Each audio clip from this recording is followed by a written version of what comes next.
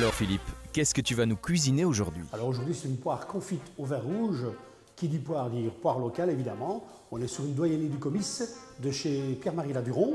Et on va mettre ça avec un vin rouge bien corsé, type Faugère, qui a beaucoup de cépages très noirs, qui va donner un sirop impeccable.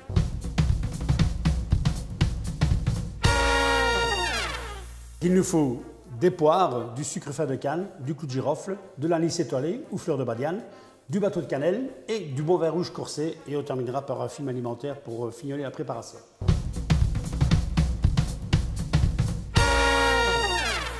Je les coupe en deux, évidemment. Et alors, je bouge la partie intérieure sans défaire la structure de la chair. Voilà, parfait. Je mets le sucre de canne, les épices, le girofle, la badiane, la cannelle, et puis on termine par le vin rouge corsé. Et comment faire une bonne réduction? Alors c'est très facile, il n'y a pas de temps de cuisson, mais par contre, ce qu'il faut surtout, c'est être attentif à rester devant de temps en temps pour se rendre compte qu'à un moment donné, ça va réduire de moitié. Et quand ça sera réduit de moitié, on aura un état sirupeux. Donc on sera un état bien sirupeux, ça nappe bien à la cuillère, c'est parfait.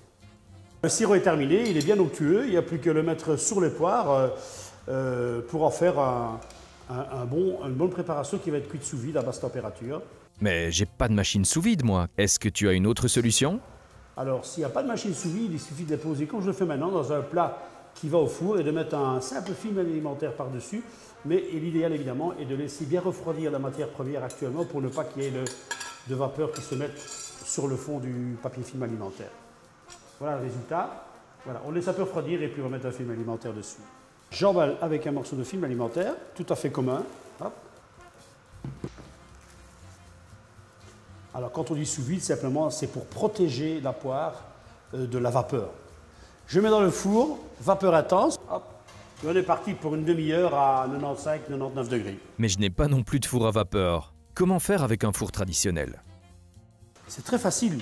Soit on utilise un petit cuve-vapeur ménager, soit tout simplement on met dans le fond du four la grosse lèche frite avec au moins 2 litres d'eau. Ça va créer de la vapeur et je rappelle que le film alimentaire supporte 115 degrés. Aucun souci. Voilà, je retire le film alimentaire. C'est le grand moment où les bonnes odeurs de la poire et de vin rouge vous chatouillent le nez, hein, c'est important. Je prends une poire bien moelleuse, vous voyez, bien rouge. Je vais couper un petit morceau juste pour le plaisir. Attention, c'est parti. Regardez-moi ça, la couleur. Chaud, froid, c'est toujours bon. Merci Philippe Renard, chef chez Philosophie de Cuisine.